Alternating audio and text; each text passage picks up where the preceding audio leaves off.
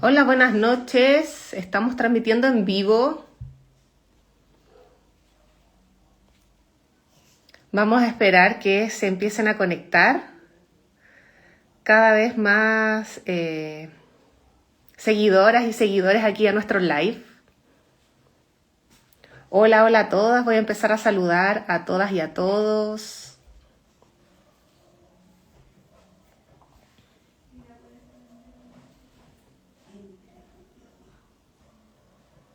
Vamos a esperar unos minutitos para que se empiecen a unir a este conversatorio interesante que vamos a tener hoy, conmemorativo sobre el mes de la mujer, que ya finalizó hace poco, hace nada. Avanzan muy rápido las fechas, los días. Así es que vamos a esperar unos minutitos para que se sigan uniendo más personas.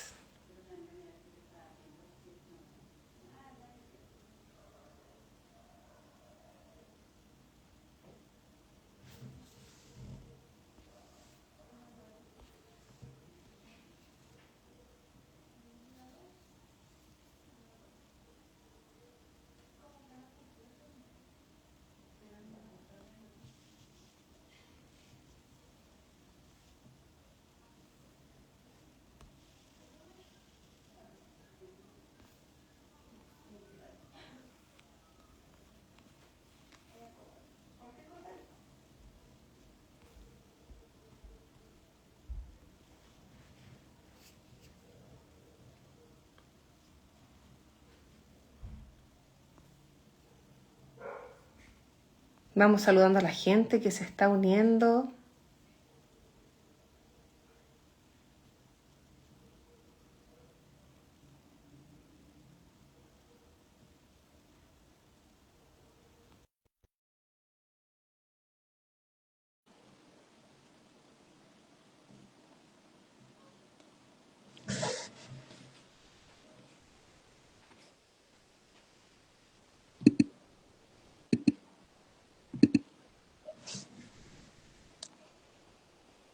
En 2 minutitos más yo creo que empezamos.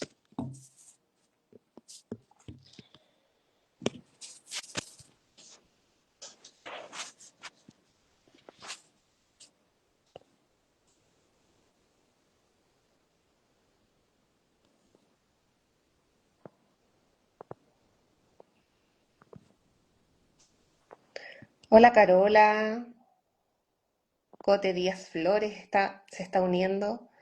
Maca Madrid.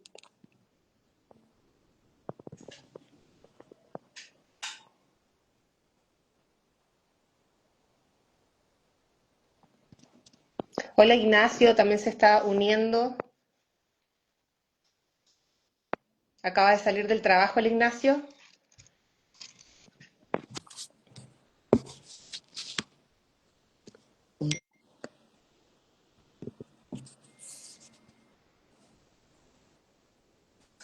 Vamos saludando de a poco.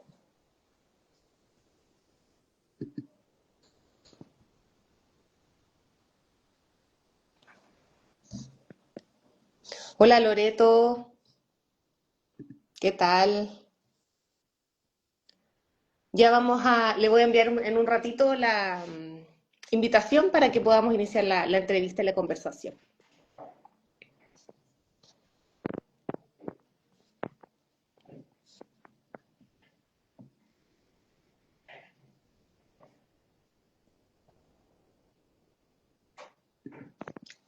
Hola Luis, ¿qué tal?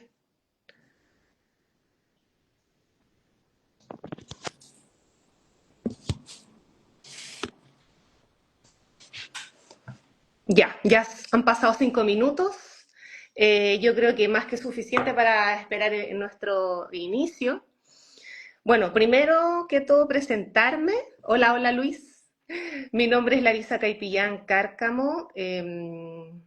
Soy de profesión trabajadora social y bueno, soy colegiada de acá del Consejo Provincial de Cachapoal de Trabajadores Sociales. Y de aquí, bueno, la idea principal de este conversatorio es que eh, podamos tener una instancia de reflexión y de compartir, obviamente, experiencias y estas instancias desde el año pasado, bueno, desde mucho antes que también se vienen realizando desde el provincial. Así es que en esta ocasión, obviamente, vamos a saludar a todas las personas que se están uniendo, que se están conectando hasta ahora. Comentarles, obviamente, que esta es una instancia que está encabezada por el Consejo Provincial Cachapoal del Colegio de Trabajadores Sociales de Taca de Chile. Y obviamente también le queremos dejar un afectuoso saludo a nuestro directorio, ya que se ha esmerado y ha trabajado arduamente por sacar adelante el consejo y que cada vez vamos creciendo más. Se han estado realizando muchas actividades y ya yo creo que se está posicionando fuertemente acá en la región, ¿cierto? Y también saludar a todas las colegiadas y los colegiados que se están uniendo de a poquito para que tengamos esta instancia de conversación y si quieren ir haciendo preguntas también puedan ustedes ir poniéndolas en el chat. La Paula también se acaba de unir, ¿ya? Y también indicarles que nos puedan ir sumando cada vez más a la comunidad de nuestras redes sociales, que aparecemos como TS Cachapoal en Instagram, en LinkedIn, en X, así es que para que se puedan ir sumando, ir viendo todas las actividades que vamos haciendo durante el año. Así que se viene un año cargado de buenos momentos. Y bueno, vamos a invitar a la principal aquí exponente de nuestro conversatorio.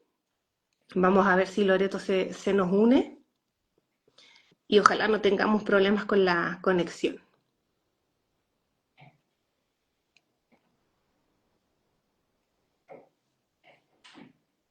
Ahí estamos invitando.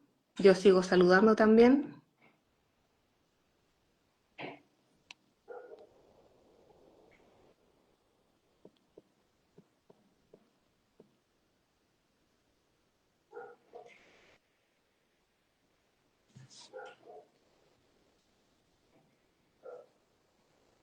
Ya estamos enviándole la invitación a la Loreto a ver si se logra unir.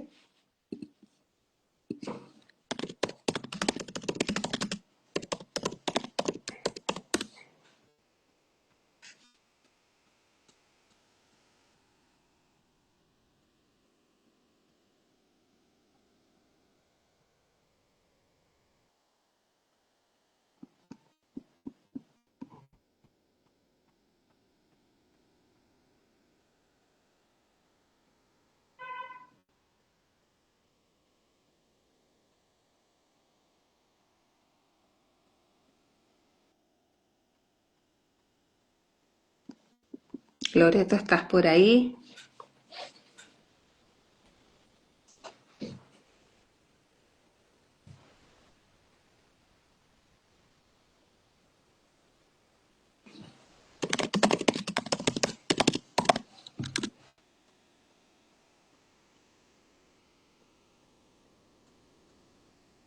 ¿Quién más se va uniendo mientras tanto?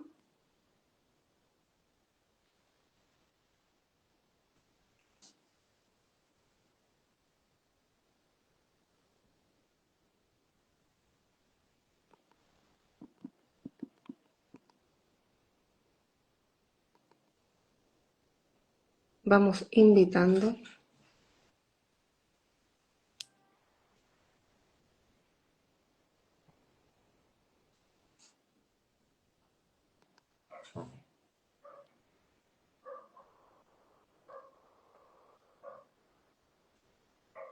Ya parece que tenemos un pequeño problema, no sé cuál es el tema, que dice que no se puede unir.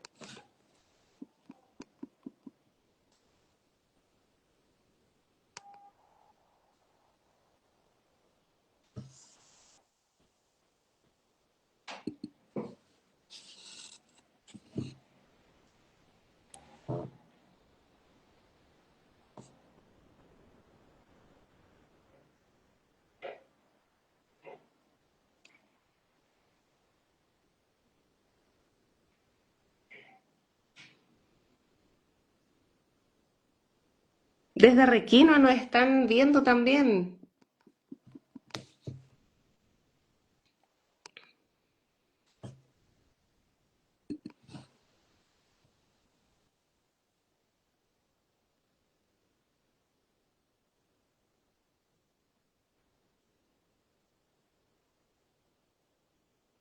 Vamos a tener un poquito de paciencia porque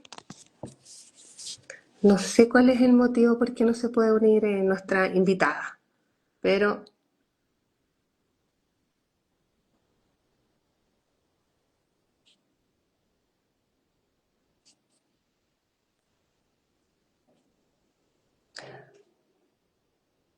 ahí nos están felicitando también por, bueno, ayer tuvimos una presentación de una charla de primera acogida brindada por el CERNAMED, por el programa Buenas Prácticas Laborales, y la verdad es que sí estuvo bastante buena, hubo mucha gente conectada y se trataron varios temas interesantes, así es que agradecer obviamente toda la presencia, me imagino que varios colegas igual van a estar acá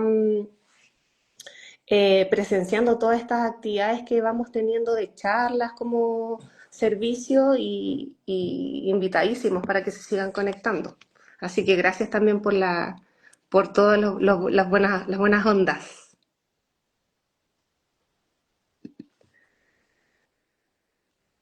Ya, vamos a ver qué pasa que Loreto no se puede unir.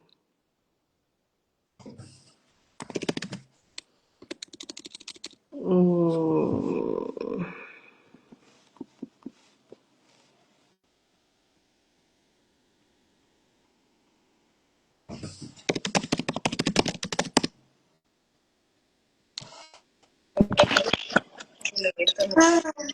por fin, bravo. Hola Te Loreto, dije, ¿cómo estás? bien, te dije que la modernidad no era conmigo. No, pero ya, estamos bien, todo resultó. Ya, lo logré. Sí, súper bien, ¿no? Yo ya me estaba poniendo nerviosa. Sí, es que hay una brecha digital significativa. Acuérdense que yo no soy nativa en estas cosas, No, pero pero lo logré, lo lo, logré. lo importante es que ya estamos acá reunidas, conectadas. Por fin. Qué bueno, qué bueno. Ya. ¿Costó mucho? ¿Cuál era el tema? ¿Cuál era el problema? No sé, para serte franca no tengo idea, pero entre apretando cosas por aquí y por allá, resultó, porque incluso lo tengo acá en el computador. Y si ya todo, en el teléfono, el computador, y no, igual. Eso se llama ley de Murphy porque es tan importante en la vida tenerla presente. Me llama uno, en la profesión siempre hay que tener un plan B. Así es. Eso, así que es parte de la vida. ¿Ah? Ya, pero bueno, lo importante es que estamos conectadas acá. Claro. Yo no sé si lograste escuchar todo lo que estábamos Sí, hablando, la sí, sí, sí. presentación, Te un escuchaba poquito perfecto. Y bien. escuchaba ahí todas las invitaciones que me hiciste llegar y todo eso, y los saludos y de retiro, la charla cogía todo bien. Así que, pero ya Ya, estamos, así que ya ahora estamos. podemos Ya, empezar. súper, qué bueno. Bueno, la verdad que de ahí de a poquito se han ido conectando algunas colegiadas, colegiados y las demás personas que también fuimos invitando, obviamente. Así es que saludarte, Loreto. Bueno, para mí es un honor estar en esta instancia. Hicimos la invitación desde el provincial y bueno, obviamente por toda la experiencia. Contarle a la audiencia que Loreto Calderón Fernández, de profesión asistente social, ya titulada de la Pontificia Universidad Católica de Chile, más allá, por el año 93 conversábamos hoy día, Más o menos. y bueno, inició su trayectoria en la Municipalidad de La Florida, y posteriormente, bueno, se vino a trasladar acá a vivir a la comuna de Rancagua, y instalada en el municipio de Rancagua, y bueno, los inicios oriunda subelina, ¿cierto? Sí, pues soy de acá de la zona. Hemos tenido hartas historias ahí de aquella época que es súper interesante. Y bueno, empezó a desarrollar dentro de los primeros contextos de los gobiernos, del gobierno local, de vuelta a la democracia, y desde ahí desempeñándose principalmente con trabajo con organizaciones comunitarias, ¿cierto? Sí, efectivamente. Ese es como el rumbo que yo quería trabajar. porque, bueno, bien decías tú que entré a estudiar a la Universidad Católica en los años 80, en el 88 específicamente, y el contexto en esa época en mi escuela era como de tres líneas de formación. Nosotros teníamos el trabajo con familia, que en aquella época se llamaba familia, y también se trabajaba con menores, era como lo que más había. También el trabajo social en organizaciones laborales, pero no necesariamente en los sindicatos, sino que más bien en los departamentos de bienestar, desde la organización, desde la empresa. Y todo el trabajo que era de organizaciones comunitarias, proyectos, planificación. Todo esto además circunscrito a un contexto que es muy distinto al de hoy día, pues yo estudié en plena dictadura. Por lo tanto, además era re complejo eh, el estudiar en la universidad, el contexto social en que estábamos, porque las escuelas también las habían abierto hace poco. Recuerda tú que, o sea, no creo, no recuerdo, sino que hay que rememorar, porque la mayoría de ustedes son mucho más jóvenes, que las Pero escuelas de trabajo social las cerraron. así es. ¿Ya? Entonces, la escuela donde yo estudié también la cerraron y la abrieron en el año 80 entre el 82 más o menos de nuevo después del 73. Y ahí obviamente que salieron muchos profesores, también hay alumnos y alumnos que salieron y que también están en situaciones hoy día de detenidos desaparecidos. Por lo tanto, había un contexto en aquella época que era muy, muy, muy distinto al de hoy. Mm. Y eso hacía también que nosotros como estudiantes en la escuela buscáramos maneras y formas alternativas de aprender, Y de formar comunidad también. de formar comunidad, pero también dentro de los aprendizajes curriculares, porque también las universidades estaban intervenidas, por lo tanto no había libertad de cátedra. Claro. Eso es un elemento muy importante porque hoy día tú no te imaginarías una escuela donde, entre comillas, no hay libertad de cátedra, que es el profesor o la profesora la que manda en su espacio, en su aula, sino que en esa época estaban todos los programas y todas las escuelas intervenidas por la dictadura y además habían personas dentro de las salas de clase que observaban los procesos que iban pasando.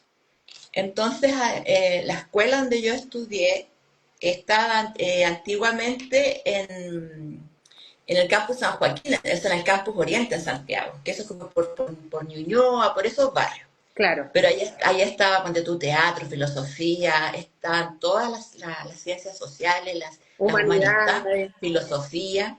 Y cuando se abre la escuela de nuevo, la tiran al campus San Joaquín, que queda cerca de los barrios industriales.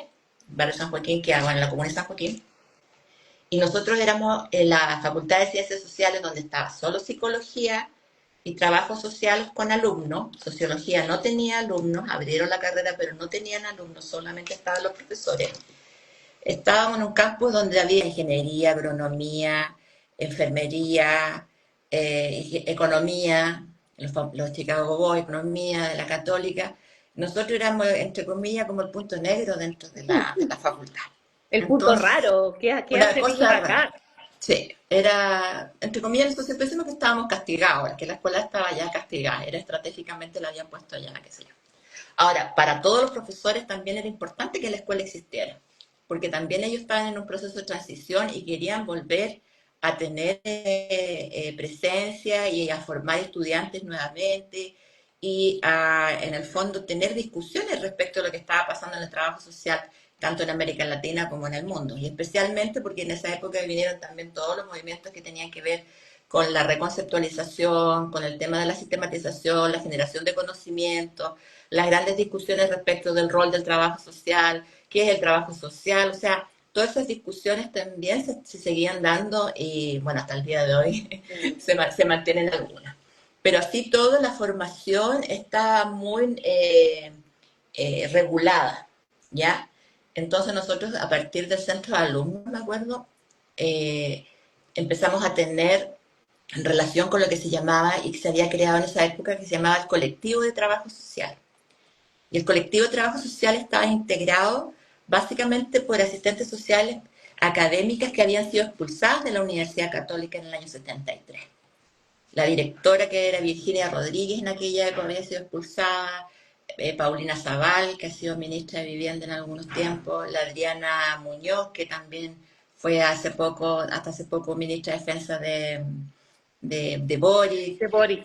estaba la Andrea Rodó, estaba una cantidad de mujeres, la Teresa Marchal, o Marcos. sea, muchas mujeres que habían hecho mucho por el trabajo social, específicamente antes del año 73, que escribían mucho, que aportaban mucho desde la academia y desde la revistas de trabajo social de aquella época. Entonces se creó este colectivo de trabajadores sociales y ellas, en el fondo también a lo que apostaban era hacer un trabajo social distinto al que se hacía formalmente a través del Estado, ¿ya? Porque el Estado también estaba intervenido por la dictadura, por Claro, lo tanto, lo que se trabajaba ahí tenía una forma y un quehacer desde el trabajo social, ¿ya? Y ahí también tú tenías la presencia de muchas asistentes sociales, también obviamente hombres que siempre eran menores, pero quizás con una posición un poco más alineada con las políticas emanadas del Estado y que en cierta medida estaban dadas por un trabajo social más bien neutro, ¿ya? Y tanto el colectivo de trabajadores sociales como las posturas de la Escuela de Trabajo Social de la Católica de aquella época eran que el trabajo social no es neutro, mm, siempre tiene una posición. Cuando tú defines una intervención es porque hay objetivos detrás, hay mundos, hay una realidad de sociedad. O sea, tú tienes que mirarla y darte cuenta a través de los diagnósticos que uno hace, efectivamente, de qué es lo que está pasando y hacia dónde quieres tú trabajar. Y claro. por eso después te alumbrar en el fondo de los derechos humanos, de trabajar por promover que las personas tomen el control de su existencia, todo eso tiene una intención. El trabajo social no es una cosa que uno diga y salió así como de la nada. Entonces, ante todas esas discusiones, nosotros también generábamos desde nuestra propia escuela formación académica a través de estos grupos que te digo yo que eran alternativos y que generalmente estaban muy asociados a organismos no gubernamentales al alero de la Iglesia Católica. Mm. Nosotros teníamos alta relación con lo que era una institución que se llamaba ILADES, que eso es como la prehistoria para ustedes, Y pero la, ILADES, el ya. ILADES era un centro académico que hoy día es la Universidad Alberto Hurtado. Entonces, mucha gente se formaba ahí, después se fue a estudiar a Francia, por ejemplo, se fueron a estudiar a Sorbonne. Pero también se hacía esta discusión de pensar y repensar la acción que tenía uno y la acción transformadora del trabajo social, especialmente para organizaciones comunitarias, que era el área que a mí me gustaba. Entonces, era muy distinto trabajar organizaciones comunitarias desde el Estado, desde los municipios, que estaban todos intervenidos por la Claro. dictadura, los alcaldes designados, la autoridad designada, donde en el fondo alineaban a la gente y había una instrumentalización de la ciudadanía, ¿ya? Además, con un país que estaba muy empobrecido, que tenía, ¿cuánto se llama? Un 50% de pobreza en aquella época. O sea, uno de cada dos chilenos estaba bajo la línea de pobreza. Hoy día esas cifras no existen. Ujú. Por lo tanto, estaba el plan de empleo, el PEM, no me acuerdo cómo se llama, plan de empleo municipal, el POG, que era otro programa que se contrataba a la gente, pero se le contrataba obviamente por sueldos mínimos, pero que estuvieran además alineados con la política del Estado de aquella época. Por lo tanto, se hacía un trabajo paralelo que tenía que ver mucho con las organizaciones no gubernamentales, y estas organizaciones tenían financiamiento internacional, producto de lo mismo, producto de ¿cuánto se llama? De la misma dictadura. eh, Había mucha cooperación internacional de los distintos gobiernos, especialmente la cooperación internacional europea, de la Comunidad Europea, y se financiaban estos proyectos alternativos y de ahí aparecen, por ejemplo, los comprando juntos que existían, construyendo juntos, que más bien eran programas de gestión donde los pobladores eran los que articulaban y gestionaban sus proyectos. Entonces era un trabajo social muy, muy interesante. Y paralelo a ello, también yo lo que te comentaba, porque con esta invitación yo empecé también a recordar muchas cosas A rememorar. que tenía por ahí guardadas. Eh, Dentro de la escuela también se promovía mucho la organización de los estudiantes, ¿ya? Si bien al resto de la escuela no le gustaba porque generalmente se asociaba organización de estudiantes, centro de alumnos, paro, movilización. Esa era como, yo creo que hasta el día de hoy existe Sí, esa relación. La escuela de nosotros, las profesoras, nos alentaban a que nosotros hiciéramos el fortalecimiento de nuestro centro de alumnos, porque también no solo era un centro de alumnos que tenía que ver con estos temas que eran importantes que estaban pasando en la sociedad en que nos movíamos, pero también era un centro de alumnos muy preocupado por una parte de sus propios alumnos, o sea, obviamente que si tenías un 50% de pobreza, muchos de había tus mucha compañeros necesidad. de estudio no tenían para no Claro. tenían, no tenían para alimentarse, no les alcanzaba con las becas. Entonces nosotros también organizábamos a través del centro de alumnos una serie de eventos y cosas que permitieran, teníamos una central de apuntes, teníamos una serie de cosas que permitieran que cada uno de nosotros pudiera tener el almuerzo, tener sus copias. No había como hoy día todos estos sistemas electrónicos, sino que tú tenías que estudiar con papel. Y yo me acuerdo que para ahorrar en una página de oficio tú sacabas 8 páginas de un libro. Entonces, la pagineta era como de este porte. Imagínate eso, leerlo con lupa. Para Claro, poder ahorrar tenías que sacar ese tipo de fotocopia. Entonces había un sí. trabajo muy interesante en ese sentido. Y al mismo tiempo, los centros de alumnos nos buscábamos entre escuelas y al alero de la Confederación Nacional de Estudiantes, que era La confecha. la CONFECH, que también es antigua. eh, pues, empezamos también nosotros como estudiantes de distintas escuelas. En aquella época estaba acá en Santiago, o sea, allá en Santiago estaba la Católica, estaba la UTEM, que se estaba, que era la UTEM, la UTEM, primero fue Universidad Tecnológica Metropolitana. sí, pero primero fue el IPS, que era el Ya. Instituto Profesional de Santiago, y ahí estaba la Escuela de Trabajo Social, ahí la abrieron. Mm. Y después se transformó en la UTEM, porque la Chile la tenían absolutamente cerrada, Sí. ¿ya? La abrieron hace un par de años atrás. Entonces, eran puras, la mayoría, porque todavía no existían la cantidad de estudiantes que hoy día están en las universidades privadas, sino que más bien eran casi todas universidades fiscales. Por lo tanto, teníamos una relación con los distintos centros de alumnos de trabajo social de las distintas escuelas del país. Y Realmente había una comunicación y qué es lo que yo creo que falta ahora todavía, pero en esa época yo siento que el sentimiento era mucho más de unidad y había casi una obligatoriedad de tener que comunicarse entre centros de estudiantes de distintas universidades. o sea, eso se hacía, por lo menos en la experiencia que yo tenía, que, como te digo, pero también estaba muy avalada por la misma universidad, por las mismas profes, ¿ya? Era así como, oye, si nosotros somos trabajadoras sociales, nosotros somos asistentes sociales, sí o sí tenemos que creer en las organizaciones. Y las Exacto. organizaciones, la primera que tenemos nosotros son los centros de alumnos, ¿te fijas? Entonces, por ese lado también ellas nos apoyaban harto. Y podríamos tener esta comunicación porque también la CONFECH funcionaba, que era la que articulaba todas las federaciones de estudiantes, ¿ya? Nosotros teníamos también, por otro lado, las federaciones de estudiantes tenían dirigentes designados por mucho tiempo. En el año 85, recién en la Universidad Católica, se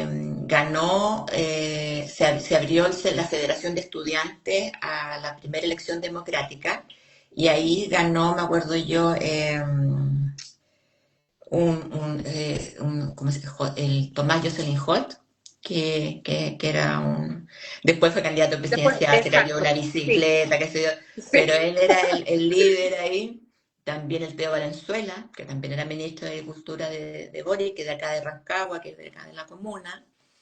Entonces, en todas las universidades hubo un movimiento de federaciones y de elegir democráticamente a, a los representantes de estas organizaciones. Exacto. ¿Ya?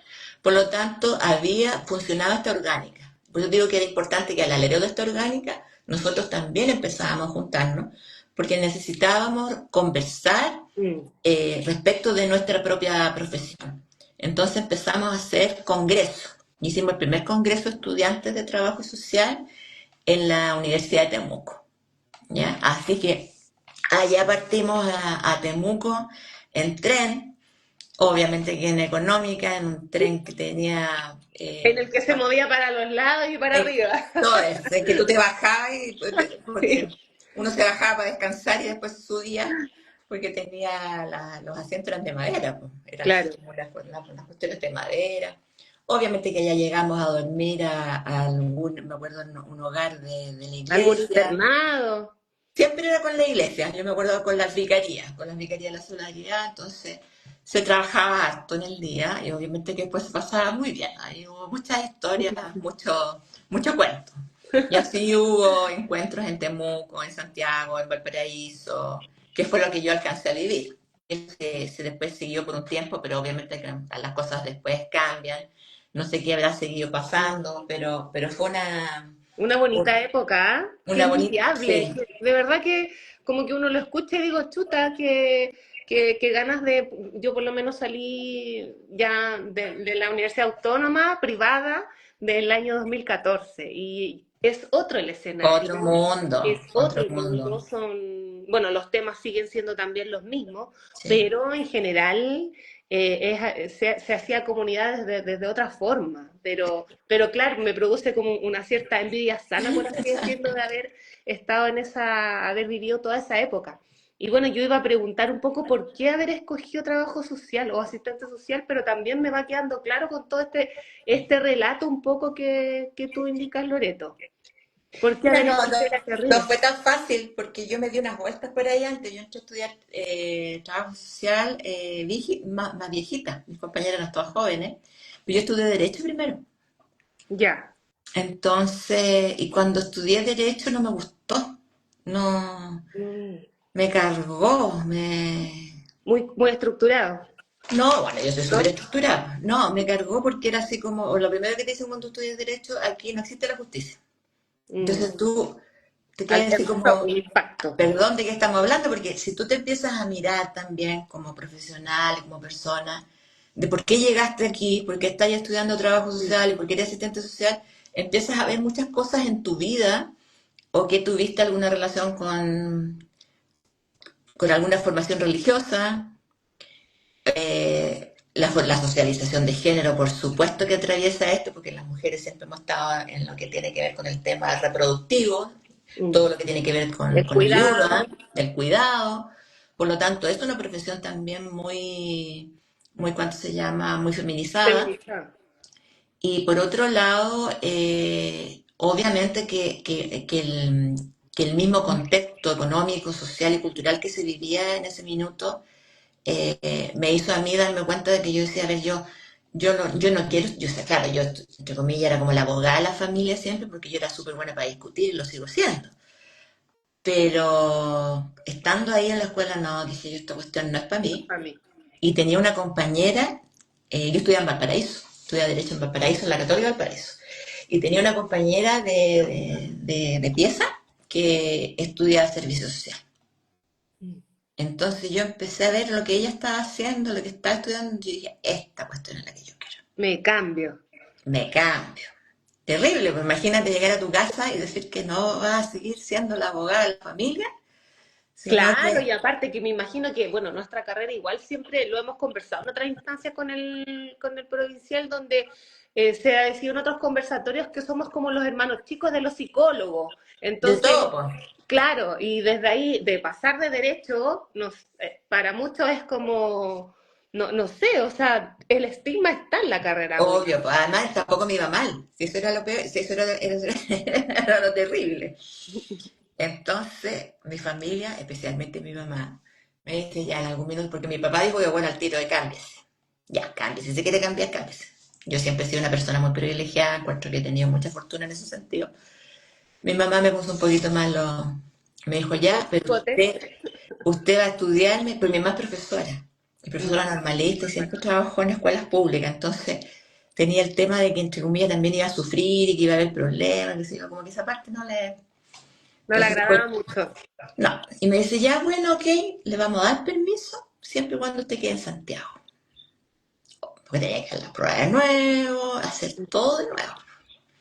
Así que ahí empecé de nuevo, ¿se fijan? Y no, y yo me sentía absolutamente en mi salsa cuando entré a estudiar trabajo social. O sea, yo dije, esto es lo que yo quiero. Porque si bien la católica tiene toda esta cuestión de que es la ponticuique, qué sé yo, todo el Mm, estigma y todos los sesgos que uno pueda tener, sí. pero a mí me marcó mucho la escuela, porque era una escuela muy democrática con los profesores con nosotros, en el fondo, ellos con nosotros, la escuela, por ejemplo, mi escuela era la única en la universidad, en las salas, que no había tarima. Y no había tarima porque los profesores no Era estaban más, ¿te fijas? Todas las escuelas tienen tarima, tienen auditorio, tienen como, cosas así. claro, eso, como tipo ¿Ah? auditorio. Entonces, no, porque aquí teníamos toda esta parte de cuánto se llama, de que si bien el profesor y los alumnos, los estudiantes teníamos roles distintos, pero éramos seres humanos y la dignidad de la persona humana era lo primero, ¿te fijas? Entonces, no había un tema ahí. Después, por otro lado, yo también tuve en la misma escuela, pues digo que te digo que se habían ido renovando y las profes habían ido logrando meter temas. Y uno de los temas que pusieron y que era súper importante en la malla curricular era un curso de educación popular, que es digamos, todo lo que tiene que ver con los postulados de Paulo Freire. ¿Te Ya. fijas? Por lo tanto, a partir de esa pedagogía del oprimido, tú haces un trabajo absolutamente distinto porque en el fondo todos tenemos algo que aprender, todos tenemos algo que enseñar, ¿te fijas? Las cosas siempre se han hecho así, pero se pueden cambiar. Mm. Entonces, esa educación a mí me marcó mucho. Me marcó, entonces, independientemente del rol que ocupen las personas, y eso es lo que yo veía en mi escuela, lo veía con la directora de la escuela, qué sé yo, la Margarita Quesada, que era bien rígida y todo, pero era la Margarita Quesada, tú le decías Margarita, Mm. ¿cachai? O sea, era como, o la famosa señora Nidia Elwin, que ustedes la tienen que haber estudiado en libros, qué sé El yo. libro, sí. Ella, bueno, después profe me llama la señora Nidia, bueno, a todo el mundo le decía señora Nidia, pero ella me Tranquila. decía, dime Nidia. ¿Te fijas? Entonces también eso para mí fue súper importante. Y hasta el día de hoy porque además era una forma de ver tanto a las personas que yo traía de mi casa, yo lo llevaba en mi casa todo era muy, si bien papá, mamá, todo lo que tú queráis, pero nosotros como hijos teníamos opinión, nosotros opinábamos de todo en mi casa, por eso no te digo yo que era buena para discutir, no era así como lo digo yo, y tú me hacís caso, Claro, entonces en eso yo me he sentido siempre muy afortunada, y eso fue potenciado en la escuela. en la escuela. Sí. Y bueno, y de ahí posteriormente ya el egreso y trabajando directamente, el iniciar ya lo que viene siendo todo la experiencia, ir de lleno ya al trabajo y a poner en práctica todo lo aprendido. Y bueno, desde ahí ya inicias en la Florida, La Florida. en la Florida, después acá ya directamente en Rancagua, iniciando en el servicio en el CERNAM en el 95, ¿cierto? En 95. 95. 95. No me acuerdo, es que yo, no, yo llegué en 94. Ya, Lo que pasa es que era un horario. Entonces no me cuentan ese año. no contaba. No contaba.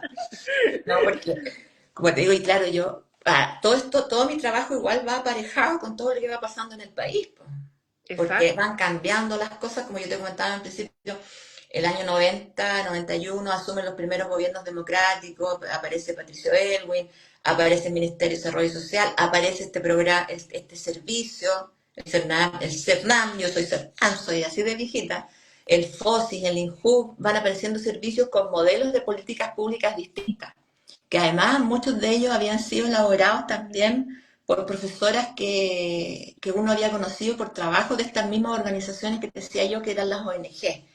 Entonces, yo sentía en el fondo que era un llamado el trabajar en esos espacios porque, entre comillas, ya habíamos recuperado la democracia, entonces hoy día vamos a hacer otros cambios políticos, políticos de sociedad y políticos técnicos para poder trabajar adecuadamente con las personas más vulnerables.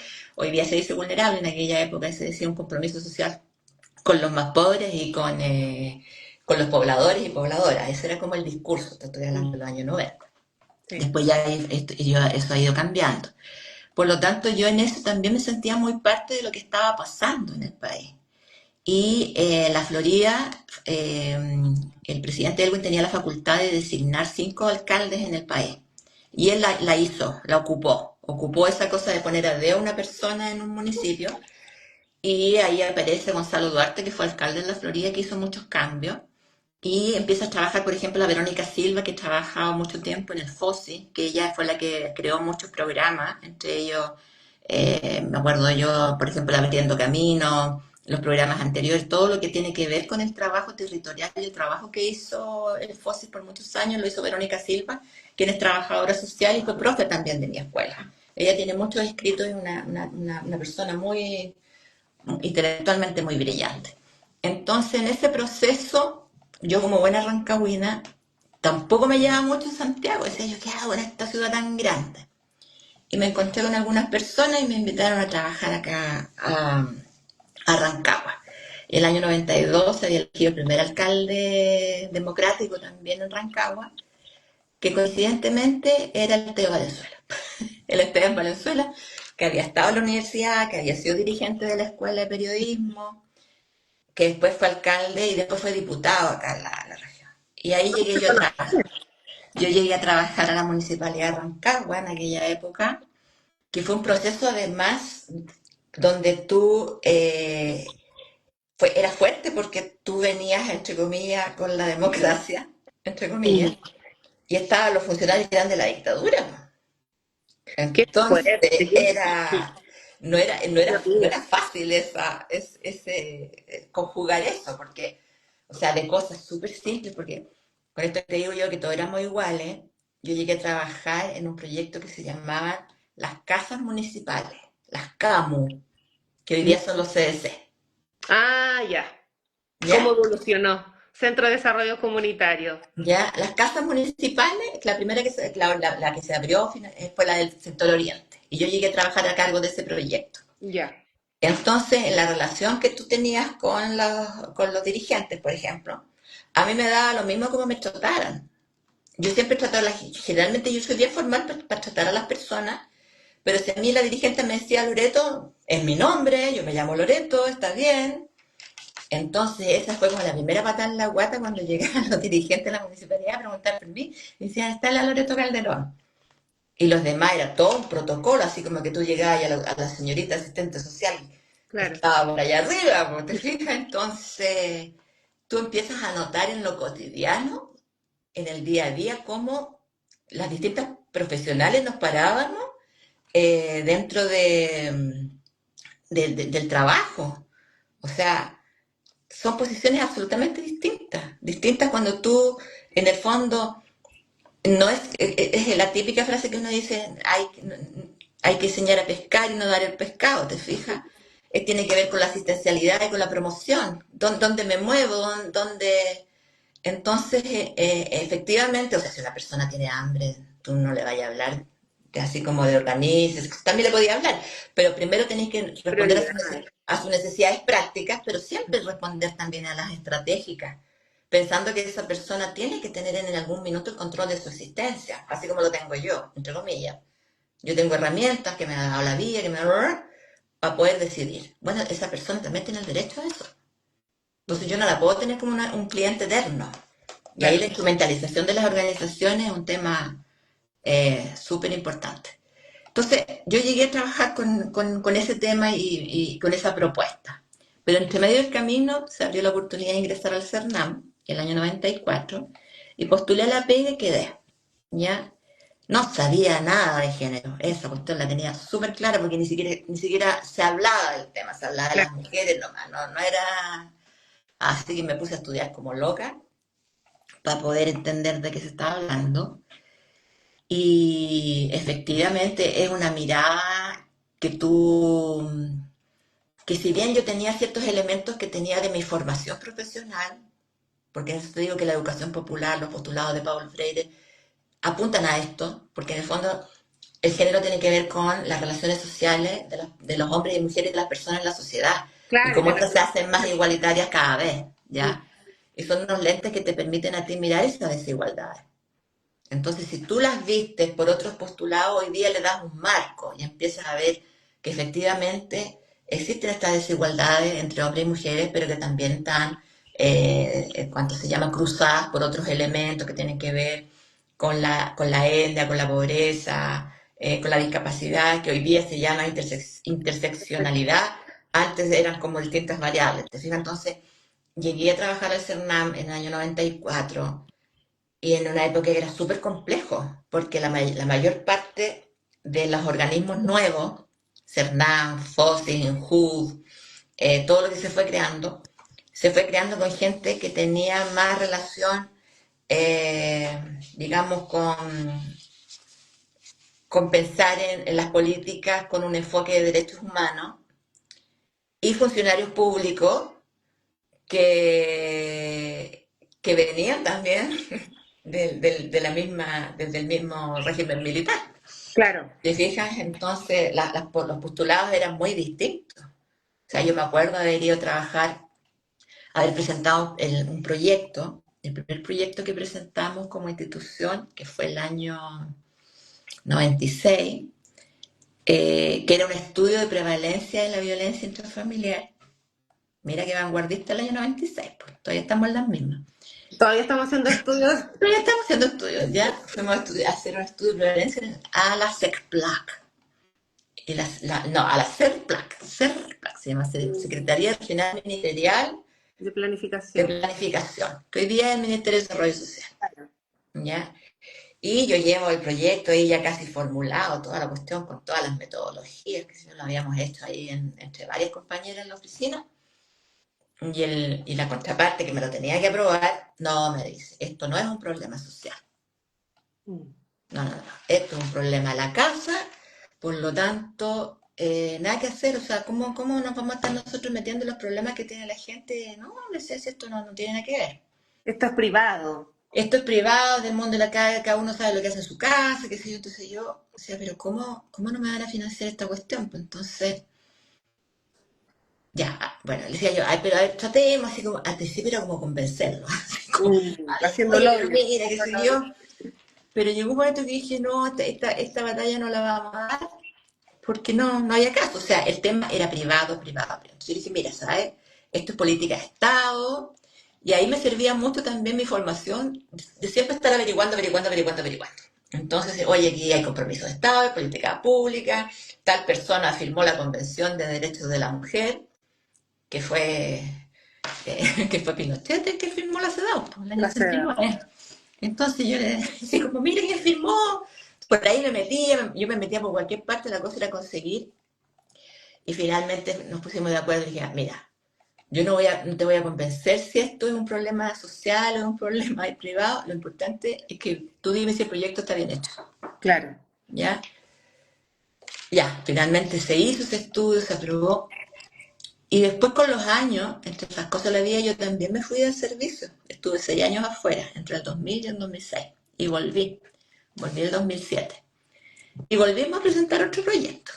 Y me imagino que todavía en ese año todavía se hablaba de que finalmente era un problema privado, porque No, hasta no hace mucho estaba el mismo seguimos estando. funcionario, estaba el mismo funcionario a cargo de los mismos temas. Y fíjate que ya no era un problema privado. Mm. Y yo me quedé de una pieza. Obviamente que no dije nada, me hice la loca. Pero Y, qué fui- visionaria. y nos financiaron el programa después, que fue un programa de prevención. Entonces, en cierta medida, si bien no es un tema que todo el mundo esté de acuerdo, que todo el mundo lo comparta, hoy día estamos en un minuto, complejo en la misma administración actual del gobierno. Mm. Pero sí hay un avance significativo. Yo eso sí, yo lo veo, por lo menos desde lo que a mí me tocó vivir, porque a mí me tocó vivir, por ejemplo, que nuestra directora en aquella época se sentaba en el gabinete donde estaban todas las autoridades y todo el mundo la molestaba, todos. No solo la gente de una posición política Sí, X, sino que todos, era algo transversalmente, generalizado. era una cosa transversal. Y yo creo que a partir del año 2006, más o menos, que fue el gobierno de la presidenta Bachelet, 2006, después con el programa de mejoramiento de la gestión con enfoque de género, ahí se empezó recién como ya a instalar. Mm. ¿Ya? Si bien falta, obviamente que con la creación del ministerio también hay un aporte ahí significativo, falta la institucionalidad como un mecanismo más potente. Obviamente que hoy día estamos en muchas mejores condiciones que lo que estábamos hace 30 años atrás. Eso es, porque siempre, desde que nosotros como trabajadores sociales mirábamos solamente a las mujeres como una bisagra, porque así se miraba en los años 90 a las mujeres como una bisagra para llegar a otras personas de los grupos familiares.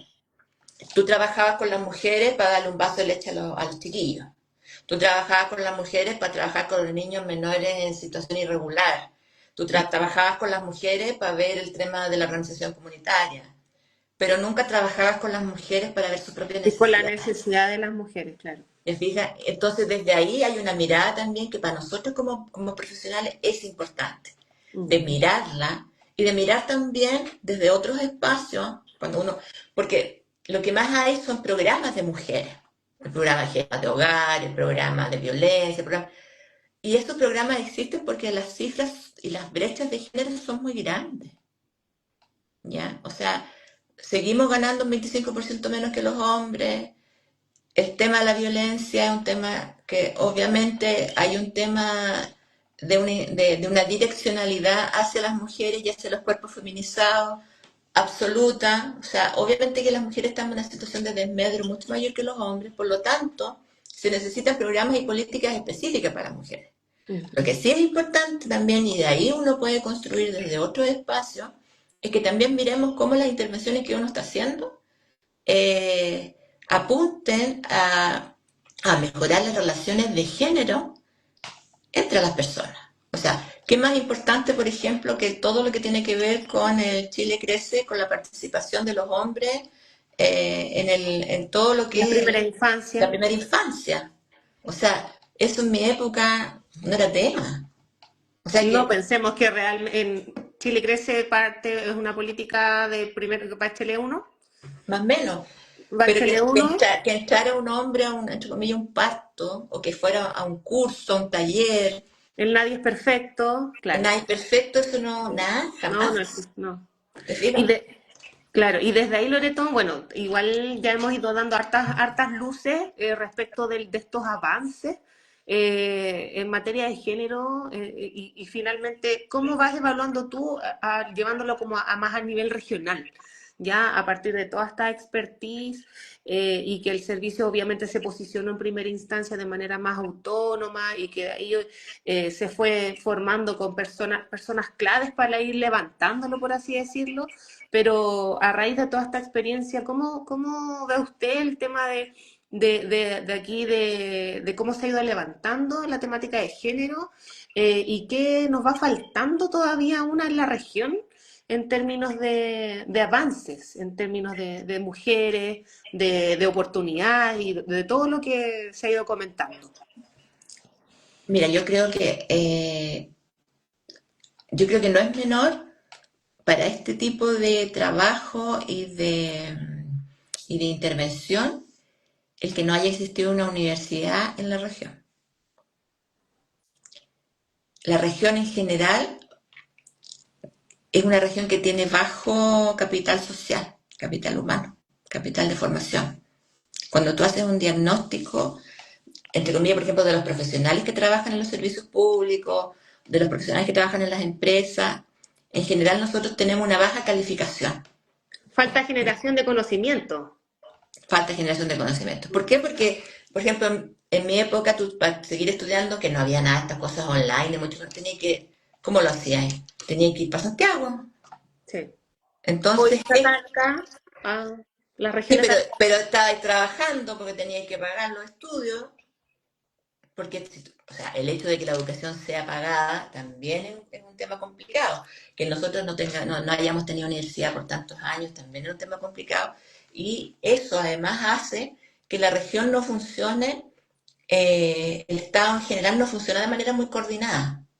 Eso es un diagnóstico que, entre comillas, uno que le cuesta, no sé si será cultural, no tengo idea, pero cuesta trabajar entre distintas, entre distintas personas. Pero a pesar de eso, igual se ha ido instalando el tema, ¿ya? Tú lo ves en los distintos programas en los municipios, Mm. los programas, las autoridades políticas en general están llanos a que estos programas se hagan en la región. Tener algunos programas que sean también de ellos, incipientes, eso ha ido apareciendo, ¿te fijas? Nosotros antiguamente teníamos que andar pidiendo, por favor, que nos ejecutaran los programas. Hoy día nos piden a nosotros que vayamos al territorio. Entonces, eso también es importante. Muchos servicios públicos también están trabajando sus propios programas con enfoque de género, ¿ya? Eso también es importante porque este trabajo no es un trabajo que solo va a ser, entre comillas, el Ministerio de la Mujer o el servicio.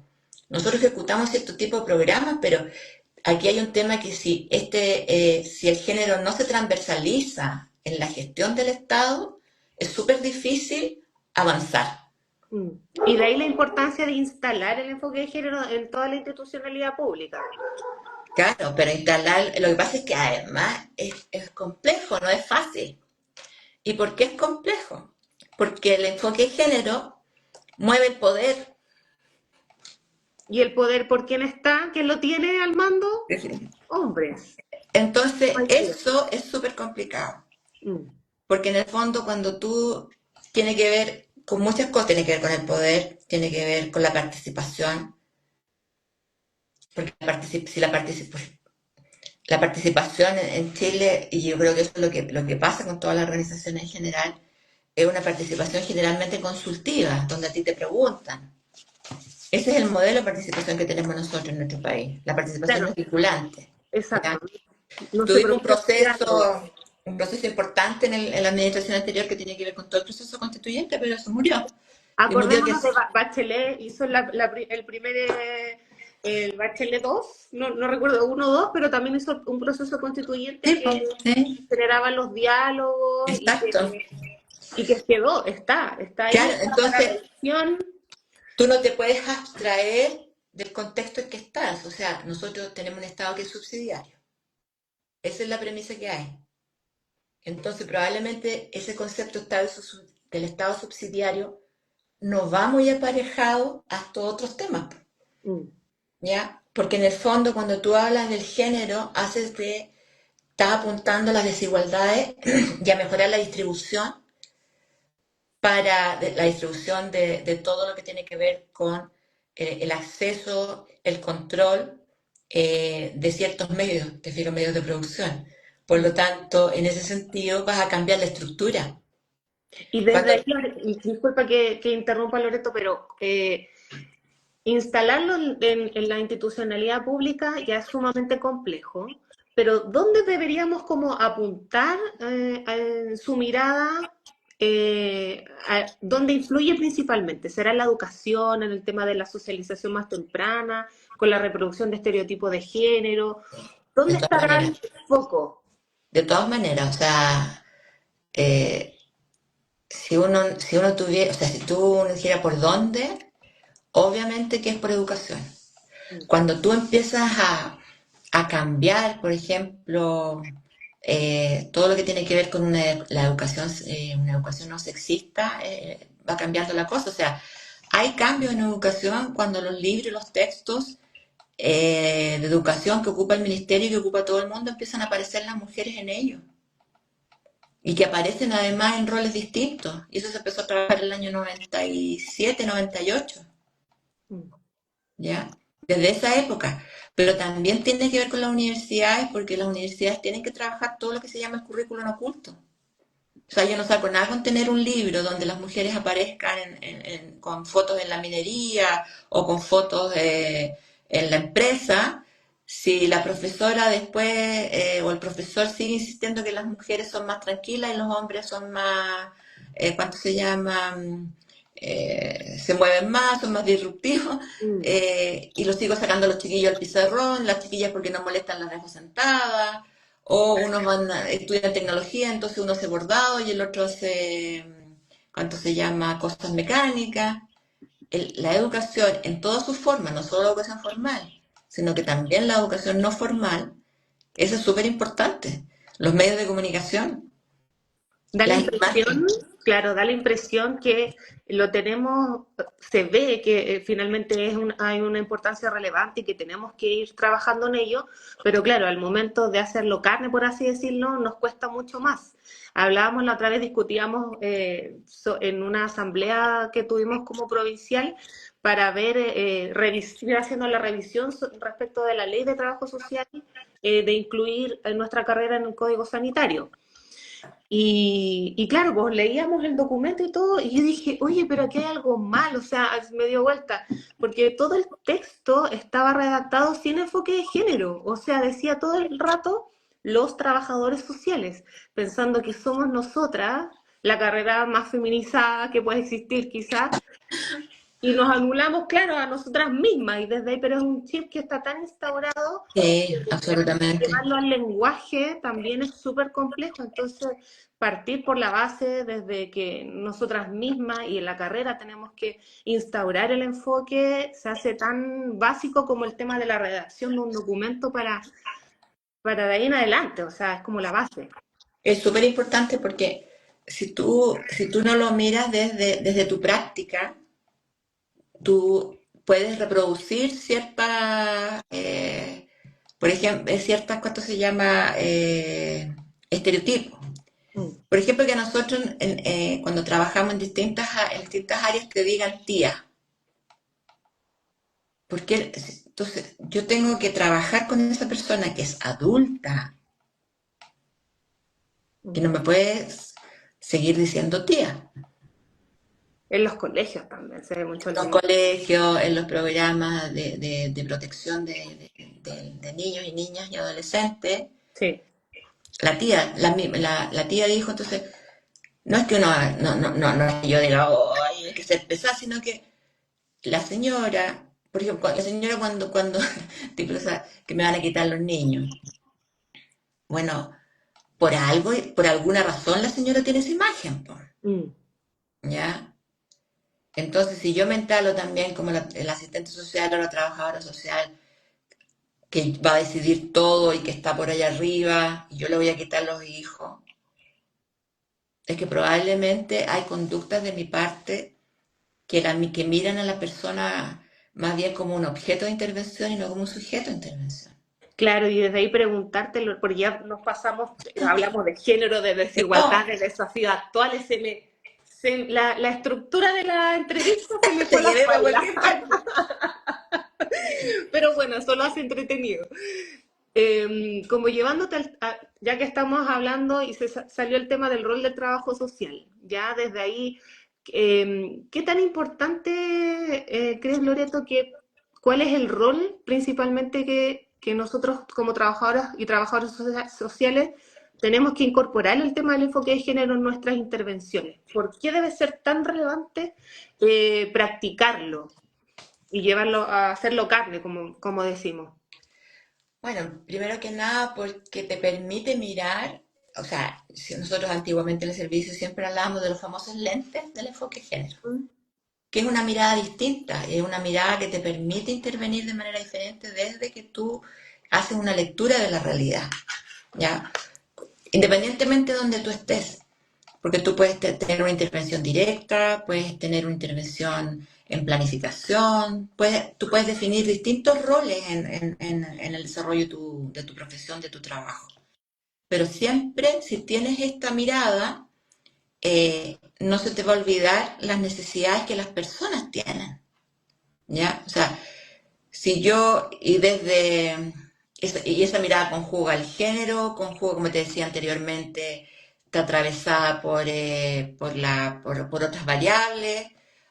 A nosotros nos pasa mucho desde que, por ejemplo, que estamos aquí en Rancagua, que pensamos las cosas para una comuna rural de la misma forma que se van a desarrollar aquí en Rancagua. Cuando allá no hay conexión a internet, no hay esto, no hay lo otro. Entonces acá es exactamente lo mismo. Yo tengo que incorporar esta mirada de género porque a través de mi intervención, de mis propósitos de intervención, de la ejecución de un programa, ese programa tiene una finalidad. El programa Mujeres Jefas de Hogar, por ejemplo, que está en la mayoría de las comunas, 24 comunas de la región, apunta a la autonomía de las mujeres. Mm. Por lo tanto, todo lo que yo hago como persona que interviene, no solo los talleres de formación, sino que cómo me muevo, cómo me relaciono con las personas, cómo me dirijo a ellas, las imágenes que tengo, mi lenguaje, van a influir en lograr alcanzar este objetivo que tiene que ver con la autonomía. Mm. ¿Ya? Por lo tanto, también lo primero que uno tiene que hacer es, creo yo, desde mi punto de vista, por supuesto, es mirarse uno mismo. ¿Qué pienso yo de esto? Mm. ¿Ya? ¿Qué pienso yo? Porque yo estoy socializada en los mandatos de género. No estoy en otro mundo, no vengo de Marte o no vengo de la Luna, del lado oscuro de la Luna como estamos ahora, sino que yo, profesional, Loreto Calderón, fui socializada en un mandato de género de una época y de un contexto cultural determinado, que ha ido cambiando. Claro. Pero tengo también mi forma y la otra persona tiene la propia. Vamos a chocar. Siempre podemos chocar en distintos momentos, en distintas oportunidades. Pero yo tengo que primero que nada hacer ese ejercicio y decir, ay, ¿cómo me paro yo en esto? Mm. ¿Ya? Y a partir de eso también mirar una carrera que es muy feminizada y que también reproduce estereotipos de género. ¿Y ahí qué pasa con la incorporación también del género masculino? Que ahora es alta, tenemos hartos colegas varones que se han unido, bueno, por lo menos acá en el provincial, ¿Sí? igual tenemos varios colegiados varones. Y que, ¿Seguro? sí, y que sí, Mayoritariamente siempre, mira, yo voy a hacer un solo comentario, mayoritariamente deben ser muchas mujeres. Probablemente la dirigencia esté en hombre. No sé, pero me da la sí, impresión. ¿Ya? nuestra cabeza, por así decirlo, nuestro ¿Ya? presidente es varón. Pero son cosas que pasan, porque probablemente uno dice, hoy que yo me tengo que retirar, porque pucha, yo tengo una hija, la tengo que ir a ver. Entonces, eh, ah, en el Pero fondo, hay paridad de género. no, seguro, pero que el tema que es complejo es cómo tú también como persona en tu propia vida puedes vivir este tema, Mm. ¿ya? Porque esa es la realidad. La realidad es que tú dices, oye, hagamos tal cosa, y no, es que sé que me tengo que ir porque tengo que ir a los chiquillos, tengo que darle once, qué sé yo, la mayoría de las mujeres. Sean trabajadoras sociales súper feministas, súper, todo lo que tú quieras, Claro. pero, y sobre todo cuando uno tiene niños chicos, ¿ya? Entonces, si no puede que no lo cambie, pero por lo menos que me lo cuestione. Mm. Y a partir de eso decir, bueno, ¿cómo lo estoy haciendo yo en mi En, trabajo? en la labor diaria. ¿Ya? En la labor diaria, y con esto que te digo yo de cómo recibo a las personas que atiendo, cómo me dirijo a ellas, cómo enfrento temas y desafíos nuevos, cómo estudio, cómo me formo sin tener que estar pagando todo lo que tengo, porque todo es caro. Mm. ¿Te fijas? Entonces, eso es un desafío súper grande para nosotros y que te puedas cuestionar porque nosotros tenemos muchos mandatos que los reproducimos y no nos damos cuenta. Como por ejemplo ser súper castigadoras con las mujeres cuando no cumplen con su rol de madre, Mm. cuando ellas no cumplen con el rol esperado para ser mamá. O cuando vemos los temas de negligencia de las mujeres, por ejemplo, de las que son mamás, y son súper categóricas. No, que yo me acuerdo que yo tengo tres hijos, más de alguna vez hubiese venido alguien, entre comillas, a cenarme, me los quita porque yo los dejaba solos. Mis hijos tenían 8 años, me acuerdo que el más chico tenía 8 años, no tenía con quién dejarlo, tenía que dejarlo solo y tenía que seguir trabajando. Mm. ¿Te fijas? Entonces la mirada es, no, este es negligente. Yo siempre he sido trabajólica y he tenido trabajos demandantes donde tengo que trabajar después de las 6 Claro, o 7.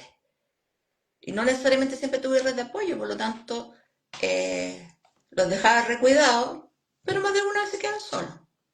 sí. Entonces, a los ojos de cualquiera, fui una madre negligente. Mm. Probablemente, uno comete errores. Pero, pero ¿cómo mido yo entonces a la otra señora, a la mujer que llega al programa a ver a los niños? Y que yo lo único que digo, esta señora, entre comillas, no tiene nada. Como yo decía, yo tenía una profe que siempre decía que los diagnósticos uno los hacía desde la carencia. Todos los diagnósticos sociales, las evaluaciones diagnósticas, es que la señora, que generalmente es la persona con la que uno trabaja, porque es la que sí llega a los programas, Mm. no tiene nada. Es carente de esto, carente del otro. Entonces, ¿cómo tú trabajas? Si no le encuentras nada positivo, entre comillas. Mm. ¿De qué te agarras? Claro. Entonces, esa mirada efectivamente uno tiene que tenerla presente. No Sí, solo es el diseño, no solo es decir, tantas mujeres, tantos hombres, sino que es el proceso. Y en y este ahí nos proceso, caemos muchas veces. Y ahí nos caemos muchas veces también, de sobre todas todo maneras, en el área social. Siento que, claro, si bien vamos avanzando, pero el estar haciéndolo, llevándolo al discurso diario, a la intervención diaria, sobre todo en colegas que trabajan más directamente con personas en el día a día, no es fácil tenerlo tan internalizado. exacto. Pero bien, vamos que se va avanzando desde ahí. Sí, ¿Cierto? se Son puede. varios desafíos que se han ido entablando, pero me queda dando vuelta el tema de que nos falta también el tema de generación de conocimiento acá en la región. Y eso yo creo que bueno, la Universidad de Higgins, no sé cuánto tiempo que está acá en la región, cuántos No años sé. serán. Por lo menos ya tiene una generación de medicina, así que ahí Claro. tiene 7 años. Claro, y desde ahí se espera, bueno, no tenemos la carrera de trabajo social en la No, UH, entonces, pero sí está instalada en otras instituciones eh, universitarias, entonces desde ahí es importante que la mayoría de los colegas que tenemos son de acá del INACAP, de la IEP, pero sí, falta todavía que se vaya generando más conocimiento, pero nos cuesta a los trabajadores sociales la sistematización. Porque yo lo conversábamos hoy día, Loreto, nos hablábamos en el trabajo y yo le decía, ¿y dónde está todo ese material? Porque tiene tanto, me dice, aquí en la memoria, en la cabeza, pero el hecho de dejarlo plasmado, ahí es donde nos cuesta, el crear conocimiento y ahí es donde quizás estamos un poco al debe en el tema de la creación de artículos, de publicaciones, pero bueno, se tienen que ir complementando también con otras carreras. Entonces, y el hecho de toda esta experiencia en base al género que obviamente tiene Loreto, yo eso decía, que ganas de tenerlo todo archivado y de poder ir creando este conocimiento más colectivo. Pero es una tarea tremenda y difícil sí. para los tiempos actuales, que no hay que no hay que negar. No, pues que eso te decía yo, o sea, para nosotros siempre la profesión va a ser un tremendo desafío porque estamos en un contexto cultural eh, que yo creo que de repente nuestra propia profesión es contracultura, en el sentido de que es una sociedad capitalista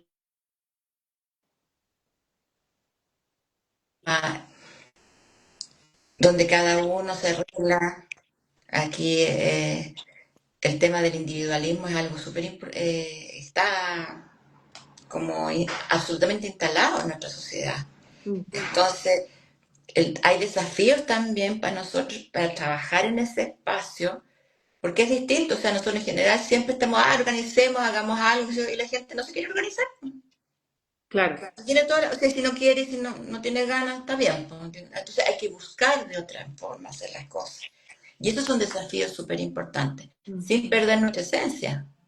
claro. ¿Ya? pero, y también y trabajar a partir de eso todo lo que te puede provocar esas situaciones, ¿ya?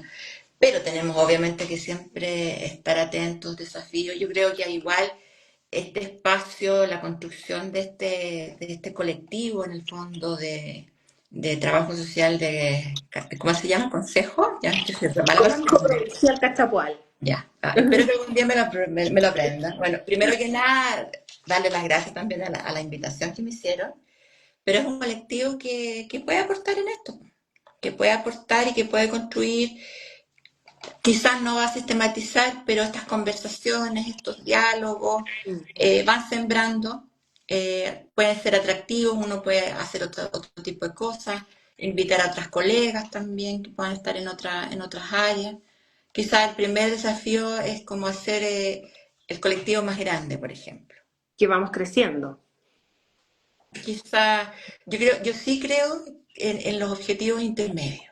Eso sí, de todas maneras, hasta en cualquier proceso. O sea, vamos avanzando, ya quiero llegar allá, pero en el No camino, veamos los específicos. por supuesto, porque si no, te puedes frustrar, pues. Ahí dice Karen que es parte del directorio, dice invitada a colega a ser parte del Consejo Provincial. Ya, pues seremos varios invitados, pero yo soy floja para levantarme el día sábado en la mañana, pues, no. Es que no nos reunimos solo los días sábados, Ah, miércoles ya, pero a también mí las actividades que online. me han invitado son el día sábado, entonces tengo que organizarlo que después almuerzo lo que quieran, pero tengo compromisos familiares que son ineludibles, no puedo en la mañana. Ya, Sí, sí, está pero bien. podría, ya, Bien. voy a hacer la invitación. Claro, de todas maneras. Y desde ahí, para ir cerrando, Loreto, para hacer más que nada una reflexión, un cierre, bueno, ya igual nos indicaste algunos como consejos, por así decirlo, mensajes que podrías dejarnos, pero como un mensaje a las nuevas generaciones de trabajadoras y trabajadoras sociales que van a ir saliendo. O sea, ¿qué crees tú que es como lo esencial, lo primordial, lo que no tenemos que perder, para que obviamente continuemos avanzando con esta construcción social de una sociedad más justa y más igualitaria también? Ay, qué difícil. Pero yo creo que en primer lugar el desafío es ver bien por qué estoy aquí. Mm. ¿Ya? Pueden haber múltiples razones, muchas. O sea, pero ya estoy aquí, ya soy trabajador, soy asistente social, eh, porque uno puede ingresar a una carrera por diferentes razones, ¿ya? Pero a partir de eso, de mi trabajo, es decir, bueno, ¿qué es lo que quiero lograr? ¿A dónde quiero apuntar? Y parte por un poco por lo que tú estabas diciendo, que tiene que ver con una sociedad más justa, ¿ya? Una sociedad más igualitaria, donde las personas valen por lo que son, no por lo que tienen. Y en eso nosotros como sociedad nos falta mucho. Y sí, nosotros como asistentes sociales o trabajadoras sociales podemos aportar, podemos a construir a una sociedad más equitativa. Ese es un desafío enorme. Tratando también de integrar a todas aquellas personas que tienen distintas necesidades. Yo creo que eso también es algo importante, verlas siempre. Yo creo que una de las, por lo menos a mí siempre me marcó también el hecho de que esta, no es esta profesión no es una profesión neutra, tampoco es un apostolado, eso también me lo marcaron mucho en la... Para eso están los curas y las monjas, decían en mi escuela. Eh, pero siempre hay una intención, ¿ya? El- la mayoría de los asistentes sociales trabajan en el Estado. Y el Estado tiene una fue creado con una intención. También tengo que mirar eso. La intención un poco tiene que ver con el control. ¿Ya? Esa es como la función del Estado, controlar. Las estrategias son para controlarlo. Y mirar, y yo creo que otro desafío importante para mí es siempre estar buscando información. Hoy día tenemos herramientas como esta misma, que es Internet, que me permite a mí acceder a información. Buscar libros, hay gente que de mismos colegas mexicanos que tienen bibliotecas, leer, formarse. Ese es un desafío enorme para nosotros, porque si no nos quedamos atrás. Sí. Y a partir de eso poder trabajar mejor. ¿Perdón? Y que nos quedamos también en eso a veces. El hecho de no leer, de no estar actualizado, nos pasa también. Y en eso, Claro, que eso es lo que principal que debiésemos ir mejorando. exacto. Así que yo creo que por ahí yo, Por ahí va el mensaje. sí. Y lo otro son eso que te decía yo de tener siempre objetivos, nosotros los llamábamos los objetivos intermedios, porque si no, uno se frustra mucho. Mm, Porque si te pones no sé, no corriste nunca y vaya a correr los 100 metros, claro. en 9 segundos es imposible. Ya vamos a ir cerrando, Loreto, pero con unas preguntas breves. Voy a hacer un pequeño juego, una interacción. ¿Ya? En una palabra solamente definir. ¿Qué significa para usted ser mujer hoy? Desafío, Ya. Bien. desafío. ¿Qué mujer ha sido inspiradora en su vida? Gabriela Mistral. Que estuvo de natalicio. Y, bueno, una colega también que yo la considero súper importante, que es la Verónica Silva, en el trabajo. Bien. Ya lo otro sería mi mamá, mis hijos, qué sé yo. Muy, Claro. muy típico, Africano. muy típico. Ya. ¿Qué cambio principal le gustaría ver en los próximos años en materia de género? Ah, oh, me encantaría como dicen por ahí, me encantaría no existir, que no existiera la institucionalidad de género. Porque si no existe la institucionalidad de género significa que hemos avanzado, porque está todo. Mm. Pero creo que también es importante la participación política de las mujeres en los espacios de toma de decisiones. Yo creo que ahí también, pero no de cualquier mujer. Yo ahí también tengo mi... Aprensiones. Sí, porque desde mi punto de vista, tiene que ser personas que promuevan que promuevan los temas. O sea, no me interesa que por el solo hecho de tú ser mujer es como que tú hables de género. Mm, No. claro. Entonces ahí hay un desafío. Ya, y un breve mensaje para la audiencia que no está viendo. Se conectaron los colegas. Estaban Luis, la Paula, estaba la directora. Damos un saludo a la directora también, a Mira nuestra tú, directora regional. mañana que me voy a poner roja cuando llegue. A las y los colegiados del provincial. Un No, breve mensaje que les dejaría. primero que nada, darle las gracias por el espacio, por la invitación. Y el mensaje es que podemos construir una mejor sociedad y una mejor región y mejores programas a partir de estas conversaciones y estos diálogos. Entonces, yo quedo a disposición de ustedes en lo que yo les pueda ayudar desde acá, desde la humilde casa en que estoy en este minuto del hogar. Bien, muchas gracias, Loreto. Ha sido de verdad, tuvimos ya casi una hora y cuarto, diría yo, casi una hora y media, vamos, de conversación, de reflexiones, de compartir experiencias, obviamente, y agradecer siempre el compromiso con las mujeres de acá de la región Loreto por la experiencia. Sí, yo lo pienso como lo digo como la fundadora de Cernama acá en la región, La que pero va quedando, hay gente, mucha gente que... sí, me imagino que obviamente hay harta gente, pero desde ahí, a raíz de que ya finalizó el mes de marzo, la conmemoración era necesario y lo encontramos súper pertinente también a hablarlo, aunque ya haya pasado el mes, pero que no pasara así colado nomás. Así que siempre estamos llamados a seguir con la conmemoración, a seguir avanzando, obviamente, por una sociedad más justa, más equitativa, más libre de violencia para todas las mujeres. Así es que, bueno, ahí la directora nos dice gracias por compartir con tanta generosidad tu experiencia, Lore, dice la directora. Gracias. Y Karen también dice qué lindo mensaje, colega.